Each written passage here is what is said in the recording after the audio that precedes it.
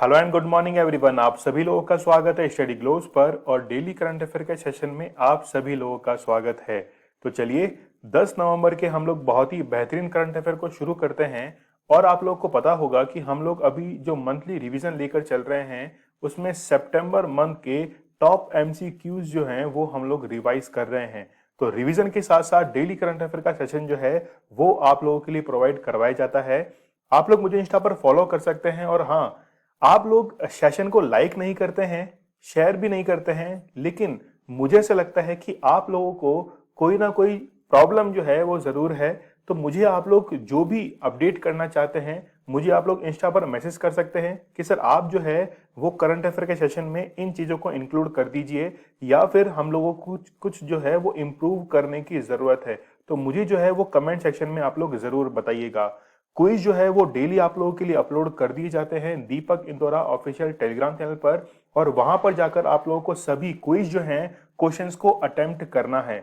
चलिए, great news for Srinagar. Srinagar के लिए बहुत ही बेहतरीन न्यूज क्या है देखते हैं कि अक्रॉस द वर्ल्ड यानी कि पूरे विश्व में 49 सिटीज जो हैं उनको यहां पर लिस्ट किया गया है। और भारत की एकमात्र सिटी जो है वो है श्रीनगर, जिसको यूनेस्को की क्रिएटिव सिटी के लिए चुना गया है।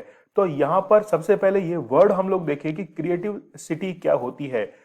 देखिए, एक ऐसा शहर जहां पर क्राफ्ट्स, हैंडीक्राफ्ट्स, फोक आर्ट्स और कई तरह की ऐसी कलाएं जो है वो प्रैक्टिस की जाती है, जिसके कारण वो शहर जो है वो क्रिएटिव शहर बन जाता है। और इसी लिस्ट में भारत का पहला शहर जो है वो श्रीनगर बन चुका है। पूरे विश्व में 49 सिटीज जो हैं वो इस लिस्ट में शामिल हुई हैं। और रिसेंटली ये अनाउंस किया गया है यूनेस्को के डायरेक्टर जनरल ऑड्रे अजोले के द्वारा। ठीक है, अब यहां पर आप लोग देख सकते हैं कि ये जो है क्रिएटिव सिटी जो है वो क्यों कहला रही है, क्योंकि यहाँ पर क्राफ्ट्स और फोक आर्ट जो है काफी फेमस है। और इसके लिए नरेंद्र मोदी जी के द्वारा भी यहाँ पर ट्वीट किया गया है। तो आप लोगों को याद रखना है एग्जाम के पॉइंट ऑफ व्यू से कि श्रीनगर जो है वो भारत की एकमात्र सिटी है जो कि यूनेस्को की क्रिएटिव सिटी के अंदर शामिल हुई है। यूनेस्को की फुल फॉर्म आप लोग देख सकते हैं, United Nations Educational Scientific and Cultural Organization. चलिए बढ़ते हम लोग नेक्स्ट न्यूज की तरफ। अगली न्यूज ये है कि यहां पर प्रोजेक्ट 75 की बात की जा रही है। सबसे पहले आप लोगों को ध्यान रखना है कि दो प्रोजेक्ट है, एक तो हम लोग लिखते हैं 75 और दूसरा प्रोजेक्ट लिखते हैं 75I। तो सबसे पहले दोनों के अंदर डिफरेंस समझ लीजिए। जब 75 की बात की जाएगी, प्रोजेक्ट 75 की, तो इसको हम लोग फ्रांस की मदद से 6 सबमरीन जो हैं वो डेवलप करने के लिए प्रोजेक्ट 75 को चलाया गया है। लेकिन जब 75I लिख दिया जाएगा तो इसका सीधा सीधा मीन्स है आई फॉर इंडिया या फिर आई फॉर इंडिजीनियस। तो भारत का स्वदेशी प्रोजेक्ट है प्रोजेक्ट 75I, जिसमें भारत किसी भी देश की मदद नहीं ले रहा है। जबकि केवल यदि 75 लिखा जाता है तो यहां पर जो है वो दूसरे देशों की मदद की ली जा रही है।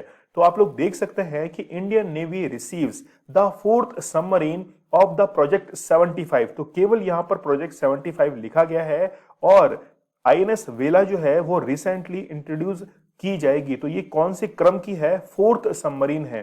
टोटल जो है वो 6 सबमरीन यहां पर कमीशन की जाएगी टू इंडियन नेवी।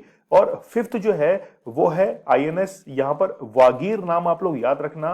और इसके बाद में 6th जो सबमरीन है वो अभी अपने वर्किंग लेवल पर है। तो आईएनएस वेला जो है जो कि 4th नंबर की है, इसको क्या किया जाएगा, यहां पर इंट्रोड्यूस किया जाएगा। तो आईएनएस वेला, उसके बाद में आईएनएस वागीर जो है इसको फिर कमीशन किया जाएगा इंडियन नेवी के अंदर। ठीक है, तो ये स्कॉर्पियन क्लास की यहां पर सबमरीन है। स्कॉर्पियन क्लास की यहां पर इसलिए कहा जाता है क्योंकि इसमें जो टेक्नोलॉजी रहती है वो रहती है स्टेल्थ की। मतलब यहां पर रडार जो है वो भी इसको डिटेक्ट नहीं कर सकता है। प्रोजेक्ट 75 जो है ये शुरू किया गया है यहां पर सबमरीन को डेवलप करने के लिए।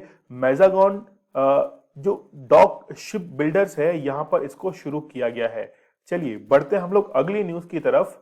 नेक्स्ट देखिए, बहुत इंपॉर्टेंट है, क्वेश्चन बहुत ही बेहतरीन यहां से बन सकता है कि आरबीआई के द्वारा रिसेंटली यहां पर हैकाथॉन जो है वो शुरू किया जाएगा 15 नवंबर 2021 से। लेकिन इसका सबसे पहले आप लोगों को नाम याद रखना है। इसका नाम देखिए यहाँ पर HA और इसके बाद में फिर वर्ड यूज किया गया है RBI और फिर है NGER। तो इसको टोटल यदि पूरा आप लोग याद रखेंगे तो हरबिंगर आप लोग नाम इसका याद रख सकते हैं, innovation for transformation. Innovation for transformation means क्या हो जाएगा, ये तो इसकी थीम हो जाएगी। ठीक है, तो with the theme of smart digital payments. तो यहां पर सबसे पहले आपको हैकाथॉन का नाम याद करना है, इसके साथ में इसकी थीम जो है वो भी आप लोग को याद रखनी है। अब देखिए कि जिस भी व्यक्ति ने इस हैकाथॉन को जीता है तो उसको 40 लाख रुपए का इनाम जो है वो दिया जाएगा और रनर अप जो है यानी कि सेकंड पोजीशन पर 20 लाख रुपए का यहां पर इनाम दिया जाएगा।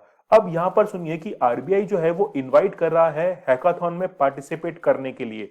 तो व्हाट इज हैकाथॉन?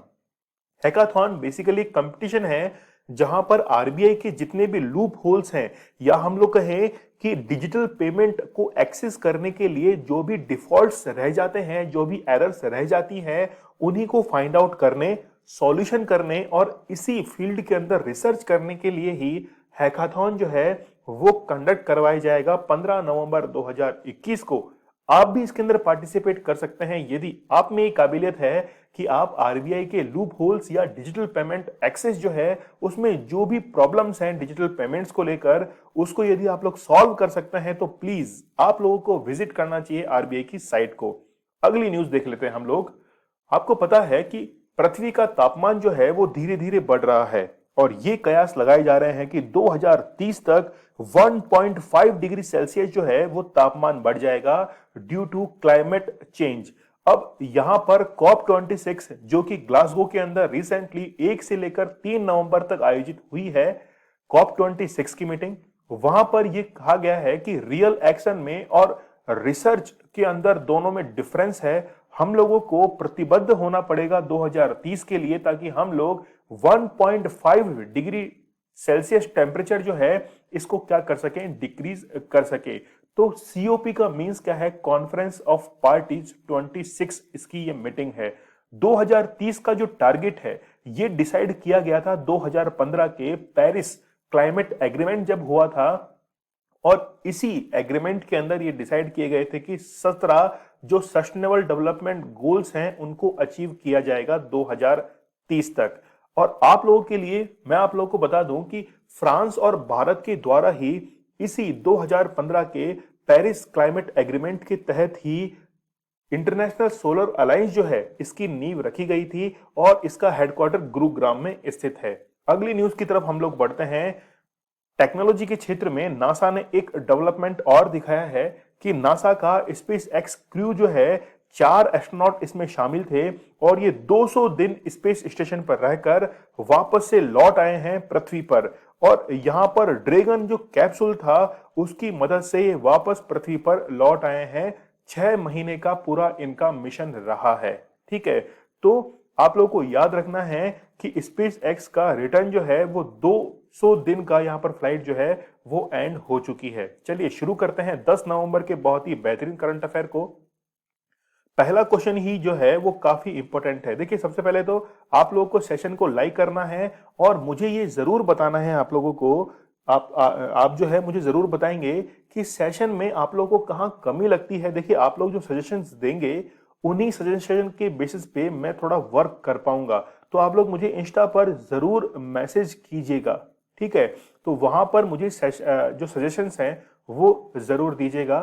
पहला क्वेश्चन देखिए, first open air rooftop drive in movie theatre in India. तो भारत के अंदर पहली बार जो है ओपन एयर रूफटॉप एक थिएटर जो है वो शुरू किया गया है मुंबई महाराष्ट्र के अंदर। होगा क्या, यहां पर आप लोग देख सकते हैं कि यहां पर लगभग 260 कार जो है वो पार्क हो सकती है और एक बड़ी स्क्रीन जो है वो यहां पर लगाई जाएगी और आप अपनी कार का जो बॉनेट है, जैसे कुछ लोग आपको बैठे हुए दिखाई दे रहे होंगे, तो पॉपकॉर्न समोसे लेकर आप लोग यहां पर इस मूवी को एंजॉय कर सकते हैं। देखिए भारत जो है एक मॉडर्न इंडिया की तरफ बढ़ रहा है, लेकिन केवल यही तरीके अपनाने से हम मॉडर्न नहीं हो जाएंगे। हम लोगों को सोच जो है, हमारी थिंकिंग एबिलिटी, उसको भी इंप्रूव करना होगा। तो हर क्षेत्र में भारत जो है वो अब काम कर रहा है, चाहे वो टेक्नोलॉजी का क्षेत्र हो या फिर हम लोग बात करें नए साइंटिफिक रिसर्च को लेकर। यहां पर आप लोग एक और देख सकते हैं कि कुछ लोग बीन बैग्स लेकर बैठे हैं जो कि मूवी देख रहे हैं। ये भी एक ओपन थिएटर का ही एग्जाम्पल है। तो रिसेंटली महाराष्ट्र के मुंबई के अंदर इस तरीके का ये लॉन्च किया गया है प्रोजेक्ट, और ये ऑपरेट और मैनेज किया जाएगा। मल्टीप्लेक्स चेन है पीवीआर लिमिटेड। कई बार आप लोग मूवीज देखने के लिए जाते होंगे तो सबसे पहले बैनर जो है वो इसका शो किया जाता है। तो 290 के आसपास जो है वो यहाँ पर कार पार्क हो सकती हैं। और यहाँ पर सबसे पहली जो मूवी थी वो सूर्यवंशी दिखाई गई थी। मूवी जो है इसने कुछ खास व्यूज जो है वो नहीं बटोरे हैं मेरी तरह, लेकिन मूवी जो है वो यहां पर दिखाई गई थी, पहली मूवी। चलिए देखते हैं भारत के अंदर पहली बार क्या हुआ है। भारत की पहली कैटल जीनोमिक चिप जो है, जिसका नाम है इंडी झाऊ या इंडिगो भी इसे कहते हैं, डॉक्टर जितेंद्र सिंह के द्वारा इसे लॉन्च किया गया। भारत का पहला ई व्हीकल फ्रेंडली हाईवे जो है वो बनाया गया है दिल्ली चंडीगढ़ हाईवे। और इसी हाईवे पर आपके व्हीकल को चार्ज करने के लिए चार्जिंग पॉइंट्स भी अवेलेबल करवाए गए हैं। India first smoke tower, smoke मतलब कि वातावरण के अंदर प्रदूषण जो है वो आपको पता है कि 2.5 माइक्रो एमएम के कण होते हैं। इसके साथ में 10 पीएम के, यहां पर आप लोग जैसे 2.5 पीएम लिखते हैं, 10 पीएम लिखते हैं, तो 2.5 कण जो है वो इतना छोटा होता है कि आप लोग इन्हें नंगी आंखों से देख नहीं सकते हैं। स्पेशल इनके लिए इंस्ट्रूमेंट्स की जरूरत पड़ती है। लेकिन जब ये लंग्स के अंदर प्रवेश कर जाते हैं, एंटर कर जाते हैं, तो लंग्स की एक फंक्शनल यूनिट है जिसको कहा जाता है एल्वियोली। और एल्वियोली के अंदर कई सारे मधुमक्खी के छत्ते समान होल्स होते हैं, और उन्हीं होल्स को ये ब्लॉक कर देते हैं 2.5 पीएम के ये कण और 10 पीएम के। ठीक है, चलिए बढ़ते हैं स्मोक। अच्छा, स्मोक टावर के बारे में थोड़ा सा और बता दूं कि दिल्ली के अंदर स्थापित किया गया, और यहां पर गौतम गंभीर की, जो कि क्रिकेटर हैं, उनकी कॉन्स्टिट्यूएंसी है। और ये स्मोक टावर लगभग 1 किलोमीटर के एरिया को कवर करता है। India first indigenous motorised wheel chair जो है, इसका नाम क्या है, नियो बोल्ट है। इसको डेवलप किया गया है आईआईटी मद्रास के द्वारा। नेक्स्ट देखिए, India first moving cinema hall. अभी तो हम लोग ओपन थिएटर की बात कर ही रहे थे। शायद मैं जो आप लोगों को पढ़ाता हूं, ये मैं आप लोगों को मैक्सिमम समझाने की कोशिश करता हूं, लेकिन फिर भी पता नहीं कहां कमी है। तो चलिए, India first moving cinema hall जो है, जिसको हम लोग कह रहे हैं रोविंग सिनेमा हॉल, ये लेह लद्दाख के अंदर शुरू किया गया था। अगला क्वेश्चन देखिए, भारत के 71वें शतरंज ग्रैंड मास्टर इसीलिए क्योंकि चेस को खेलने में दिमाग काफी लगाना पड़ता है, तो इसीलिए ग्रैंड मास्टर जो है वो इनको कहा जाता है। तो रिसेंटली संकल्प गुप्ता जो है, काफी कम उम्र के अंदर इन्होंने 71वां खिताब जो है ये हासिल कर लिया है। आप लोगों ने मैग्नस कार्लसन का नाम सुना होगा। तो मैग्नस कार्लसन जो है, इनका संबंध नॉर्वे से है, और ये विश्व में सबसे यानी कि फर्स्ट रैंक पर ग्रैंड मास्टर अभी बने हुए हैं। इसके बाद में फिर सेकंड पोजीशन आती है विश्वनाथन आनंद की। और विश्वनाथन आनंद जो है वो वही व्यक्ति हैं जिन्होंने 1991 के अंदर सबसे पहले राजीव गांधी खेल रत्न पुरस्कार जीता था। चलिए, यहां हम लोग देख सकते हैं कि संकल्प गुप्ता जो है, इन्होंने सर्बिया के अरांद जेवोवाग में जीएम ऑस्क 3 राउंड रॉबिन प्रतियोगिता में 6.5 अंक के साथ दूसरे स्थान पर रहकर तीसरे ग्रैंड मास्टर का जो नॉम है वो हासिल किया था। चलिए, 66, 67, 68, 69 और 70 ये भी ग्रैंड मास्टर्स आप लोगों को ध्यान में रखने की जरूरत है। तो यहाँ पर सभी नाम जो है वो आप लोग ध्यान में रखिएगा। आकाश है, लियोन मेंडोका है, इसके साथ में अर्जुन कल्याण है, हर्षित राजा है, और आर राजा ऋत्विक। ये नाम जो है, कम से कम आप लोग ये राजा ऋत्विक का तो नाम जरूर याद रखिएगा। नेक्स्ट देखिए, इंटरनेशनल रेडियोलॉजी डे जो है वो कब सेलिब्रेट किया जाता है। तो 8 नवंबर को रेडियोलॉजी डे सेलिब्रेट किया जाता है। रॉन्टंजन का तो आप लोगों ने नाम सुना होगा, साइंटिस्ट है जिन्होंने रेडियोलॉजी मतलब हम लोग कहें कि एक्सरे किरणों का यहां पर आविष्कार किया था, या एक्सरे मशीन का भी आविष्कार किया था। रेडियो वेव्स के थ्रू जब हम लोग कोई इन्वेस्टिगेट करना चाहते हैं बॉडी को, तो वो काउंट होता है रेडियोलॉजी के अंदर। डॉक्टर्स के पास जब आप लोग जाते हैं किसी एक्सरे को लेकर, तो वो एक्सरे जो है वो सीधे तौर पर आपकी बॉन्स जो है इनको शो करता है कि मान लीजिए कोई क्रैक है, तो वो क्रैक जो है वो इस एक्सरे मशीन के द्वारा डिटेक्ट कर लिया जाता है, और डॉक्टर्स उसको रीड आउट करके बता सकते हैं। लेकिन ये वर्क कैसे करता है, देखिए हमारे पास में दो कंपोनेंट है, एक तो होता है कैथोड और एक होता है एनोड। तो एनोड और कैथोड जो है ये पॉजिटिव और नेगेटिव के रूप में काम करते हैं। जब इसके अंदर इलेक्ट्रिसिटी जो है वो फ्लो की जाती है तो यहां पर हीट प्रोड्यूस होती है, मतलब इलेक्ट्रॉन्स जो हैं वो यहां पर डिस्चार्ज होते हैं, जिसके कारण हीट जो है वो प्रोड्यूस होती है। और यही हीट जो है वो एक हम लोग कह सकते हैं कि वेव के अंदर कन्वर्ट हो जाती है और उन्हीं वेव्स को या रेज को हम लोग कहते हैं एक्स रेज। और इन्हीं एक्स रेज की मदद से एक्सरे किरणें जो हैं वो क्या करती हैं कि हमारे बॉडी के अंदर केवल बॉन्ड्स को क्रॉस नहीं कर पाती, तो इसीलिए बॉन्ड्स का एक एक्सरे जो है वो निर्मित कर लेती हैं। तो 8 नवंबर को ये रेडियोलॉजी डे जो है वो सेलिब्रेट किया जाता है।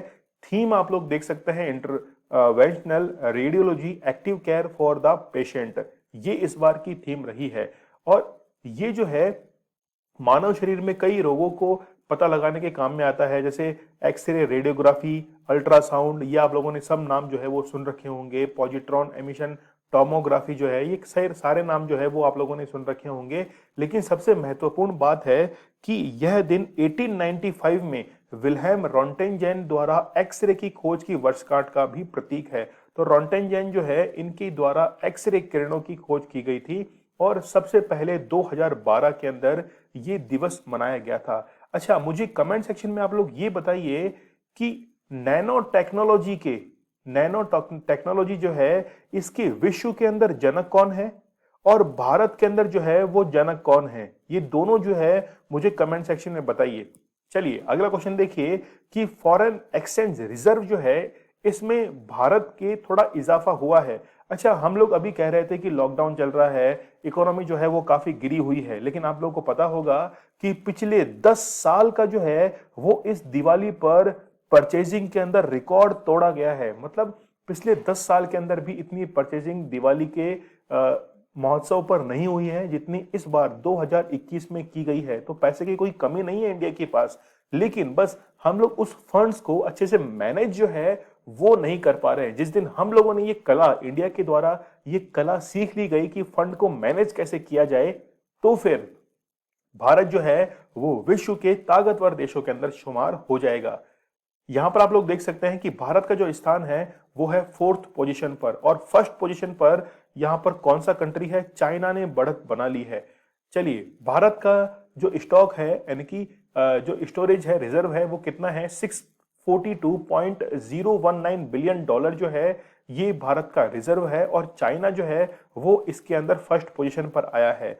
यहां पर हम लोग देख सकते हैं कि कैसे फॉरेक्स रिजर्व जो है वो बढ़ता हुआ जा रहा है और इसने 640 बिलियन को क्रॉस करके 642 पर यहां पर ये क्रॉस कर रहा है और फिर बाद में वापस से फिर ये बढ़ता हुआ जा रहा है। तो फॉरेन एक्सचेंज रिजर्व जो है इसमें क्या क्या शामिल होता है, कई फॉरेन करेंसीज जो है वो इसमें शामिल होती है, जैसे यूएस डॉलर की हम लोग बात करें, यूरो, जापानीज येन, गोल्ड जो है वो भी इसके अंदर शामिल होता है। अगला क्वेश्चन हम लोग देखते हैं, इंपॉर्टेंट है, सारा टेलर जो है वो रिसेंटली फर्स्ट फीमेल कोच बनी है मेंस फ्रेंचाइजीज क्रिकेट के अंदर। महिलाओं को प्रेरित करने वाली बात है, ये क्वेश्चन जो है बड़ा बेहतरीन है और इनका संबंध जो है वो किससे है, इंग्लैंड से इनका संबंध है। रिसेंटली ये क्या बनी है, ये बेसिकली एक विकेट कीपर है, बल्लेबाज है सारा टेलर, और कहां की है, ये इंग्लैंड की है। और रिसेंटली पुरुषों के एक फ्रेंचाइजी क्रिकेट में पहली महिला कोच के तौर पर अब ये शुरू होने वाली है। तो 19 नवंबर से शुरू होने वाले अबू धाबी T10 लीग में टीम अबू धाबी की सहायक कोच जो है वो अब रहने वाली है। ठीक है, तो महिलाओं के लिए एक प्रेरणा स्रोत का तो ये काम कर ही रही हैं। और महिलाओं के लिए देखिए कई सारे, जैसे आप मुझे एक क्वेश्चन बताइए, जैसे हम लोग बात करते हैं जीएस लक्ष्मी की, नाम सुना है आप लोगों ने, जीएस लक्ष्मी या फिर क्लेयर पोलोसेक सुना है आप लोगों ने, क्लेयर पोलोसेक। तो ये क्या है, ये जो है वो महिला एम्पायर है, क्लेयर पोलोसेक है। जीएस लक्ष्मी जो है वो क्या बनी है, भारत से इनका संबंध है। और ये जो है वो किस पोजीशन पर है, इन्होंने भी पहली बार जो है वो एज ए रेफरी काम किया है इंडिया के अंदर। तो जीएस लक्ष्मी और क्लेयर पोलोसेक जो है वो आप लोग जरूर नाम याद रखना। चलिए, फर्स्ट लेडी की हम लोग बात कर रहे थे, तो first women commanding officer of BRO तो कौन है, वैशाली हिवासे है। First women biker to conquer 18 passes किसके द्वारा पास किए गए हैं? तो कंचन उगसांदी जो है इनके द्वारा पास किए गए हैं। First women chief justice of Pakistan Ayesha Malik, और इनके ऊपर मैंने एक स्पेशल वीडियो जो था वो भी बनाया था। The first women fighter pilot of Jammu and Kashmir in Indian air force, तो माविया सुदान जो है ये इंडियन एयरफोर्स की पहली महिला पायलट हैं जो कि जम्मू कश्मीर से ताल्लुक रखती हैं। First transgender women to compete in Olympics, बहुत इंपॉर्टेंट क्वेश्चन है और एग्जाम के अंदर पूछा भी जा चुका है। लॉरेल हबर्ट जो है, अच्छा मुझे कंट्री इनका बता दीजिए कि इनका संबंध जो है वो किस कंट्री से है। देखिए ओलंपिक्स के अंदर भारत की जो रैंक रही है वो कौन सी रैंक रही है? 48 रैंक रही है, जबकि पैरा ओलंपिक्स के अंदर 24 भारत की रैंक रही है। चलिए बढ़ते हम लोग आगे। The cinema of Satyajit Roy, ये किताब जो है वो भास्कर चट्टोपाध्याय के द्वारा लिखी गई है। और सत्यजीत रे जो है इनको आपको पता है कि भारत रत्न भी दिया जा चुका है। तो सत्यजीत रे ये जो पुस्तक है ये तो लिखी गई है भास्कर चट्टोपाध्याय के द्वारा, लेकिन इस बुक के अंदर कई कहानियां जो हैं वो शामिल हैं, कई उपन्यास जो हैं वो इसमें शामिल किए गए हैं। तो Bhaskar Chattopadhyay also rots novel like पतंग 2016 के अंदर, और फिर यहां पर आप लोग देख सकते हैं 2017 के अंदर हियर फॉल्स द शैडो। तो यहां पर कुछ नॉवेल जो है वो आप लोगों को ध्यान में रखने की जरूरत है। तो ये जो पुस्तक है पुस्तक सत्यजीत रे की 39 फीचर फिल्मों का वर्णन करती है। तो मूवीज के अंदर कैसा इनका किरदार रहा है, क्या इन्होंने योगदान दिया है, तो उनका एक चित्रण जो है वो इसके अंदर किया गया है। 1992 के अंदर एकेडमी अवार्ड जो है इससे सम्मानित किए जा चुके हैं। 1992 के अंदर ही भारत रत्न जो है वो इनको दिया जा चुका है। अगला क्वेश्चन देखिए, 400 विकेट जो है वो टी20 के अंदर लेने वाले सबसे युवा गेंदबाज कौन बने हैं? राशिद खान। और कौन से देश से इनका संबंध है? कंट्री का नाम जरूर याद रखना, अफगानिस्तान से इनका संबंध है। और रिसेंटली आपको पता होगा कि कई खिलाड़ियों ने यानी कि कई टीमों ने अफगानिस्तान की टीम के साथ खेलने से इनकार कर दिया, क्योंकि तालिबान जो है तालिबान के द्वारा यहां पर ये विरोध किया गया। यानी कि तालिबान ने कहा कि जब टी20 यहां पर मैचेस हो रहे हैं तो नया जो फ्लैग है उसका यूज क्यों नहीं किया जा रहा है, पुराना जो फ्लैग है उसी फ्लैग को क्यों यूज किया जा रहा है। तो यहाँ पर कई टीमें जो हैं उन्होंने अफगानिस्तान के साथ में खेलने से इनकार कर दिया, लेकिन फिर भी यहाँ पर ये जो है कला जो है वो कभी छिपती नहीं है। तो अफगानिस्तान के लेग स्पिनर हैं राशिद खान, इनके द्वारा 400 विकेट जो हैं वो टी20 के अंदर लिए गए हैं। यहाँ पर आप लोग देख सकते हैं कि मार्टिन गप्टिल जो हैं टी20 क्रिकेट में राशिद के 400वें शिकार बने थे। तो 400 जो विकेट था वो किसका था? मार्टिन गप्टिल का था। ठीक है, तो काफी उभरते हुए खिलाड़ी हैं और न्यूजीलैंड बनाम अफगानिस्तान टी20 मैच के अंदर इन्होंने ये खिताब हासिल किया है। अगला क्वेश्चन देखिए, चीन की स्पेस वॉक करने वाली पहली महिला अंतरिक्ष यात्री जो हैं वो वैंग येपिंग बनी है। नाम याद रखना, वैंग येपिंग। और इनके द्वारा इंटरनेशनल स्पेस स्टेशन जो है यहां पर यात्रा की गई है। Astronaut Wang Yaping on Monday created history by becoming the first Chinese women to walk in space. तो स्पेस के अंदर इन्होंने वॉक किया है और भी कई इनके साथ क्रू मेंबर इसके अंदर शामिल थे। इनका जो अंतरिक्ष स्टेशन के अंदर जाना, और यहां पर आप लोग देख सकते हैं कि 6 घंटे की इनकी ये यात्रा रही थी, यानी कि स्पेस वॉक रहा था। और इनके मॉड्यूल का नाम क्या था? तियान। इनके मॉड्यूल का नाम क्या था? तियान इनके मॉड्यूल का नाम था। ठीक है, तो किस यान से इन्होंने यात्रा की है? तो 6 महीने के लिए सैंजो 13 यान से अंतरिक्ष के लिए इसको रवाना किया गया था। नेक्स्ट क्वेश्चन देखिए, कौन सा देश हरित परियोजनाओं के वित्त पोषण के लिए विश्व बैंक को इंडिया ग्रीन गारंटी प्रदान करने जा रहा है? तो इंडिया के द्वारा ये गारंटी प्रदान की जा रही है। देखिए थोड़ा सा समझ लीजिए इसको कि वर्ल्ड बैंक जो है वो कब फंड रिलीज करेगा या डेवलपमेंट के लिए कब वो इनिशिएटिव करेगा, जब कोई देश जो है, जैसे यहाँ पर इंडिया के द्वारा यानी कि यूक्रेन तो बेसिकली सपोर्ट किया है, तो भारत ने ये भरोसा दिलाया है कि जो भी ये फंड वित्त पोषण दिया जाएगा, फाइनेंस जो दिया जाएगा, उसको हम लोग ग्रीन एनर्जी के अंदर यहाँ पर खर्च करने वाले हैं। और इसी के तहत जो है वो ग्रीन गारंटी जो है वो प्रदान किया जा रहा है। और ये डिसीजन जो है वो COP26 जो सबमिट हुआ है रिसेंटली 1 से 3 नवंबर को ग्लासगो के अंदर, वहां पर 750 मिलियन पाउंड्स का ये जो फंड है वो रिलीज किए जाने की बात कही गई है।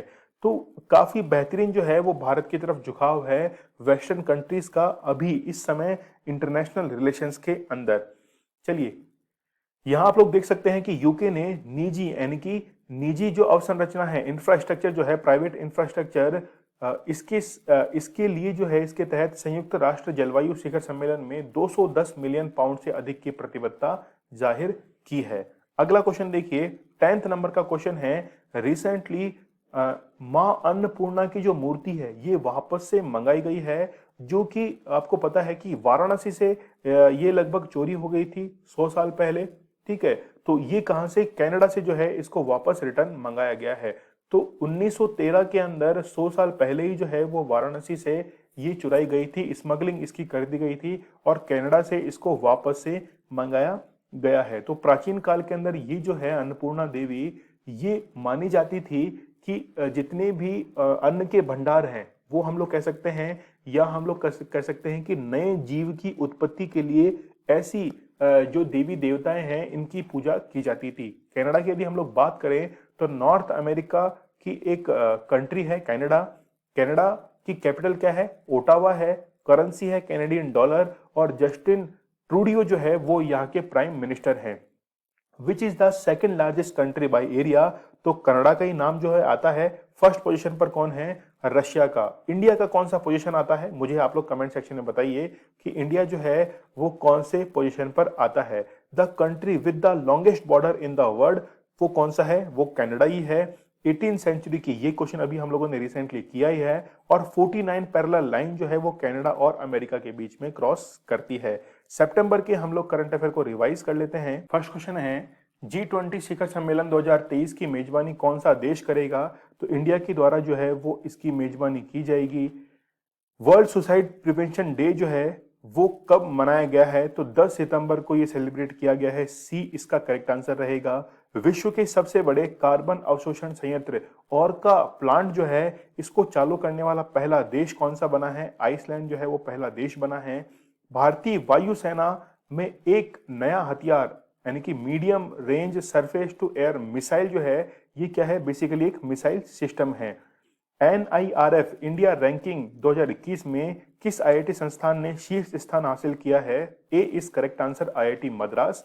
निम्न में से किसने digital platform bob world launch किया है, तो बैंक ऑफ बड़ौदा के द्वारा इसे लॉन्च किया गया है, बी इसका करेक्ट आंसर रहेगा। भारत के पहले उच्च राख यानी कि इंडिया फर्स्ट हाई एश कोल गैसिफिकेशन जो है इसका उद्घाटन कहां हुआ है, तो ए इज करेक्ट आंसर हैदराबाद के अंदर। T20 वर्ल्ड कप 2021 में भारत का पहला मैच किस टीम के खिलाफ होगा, तो हो भी चुका है, पाकिस्तान के खिलाफ ये मैच आयोजित करवाया जा चुका है। कई आरोप जो थे वो इस मैच के ऊपर लगे थे।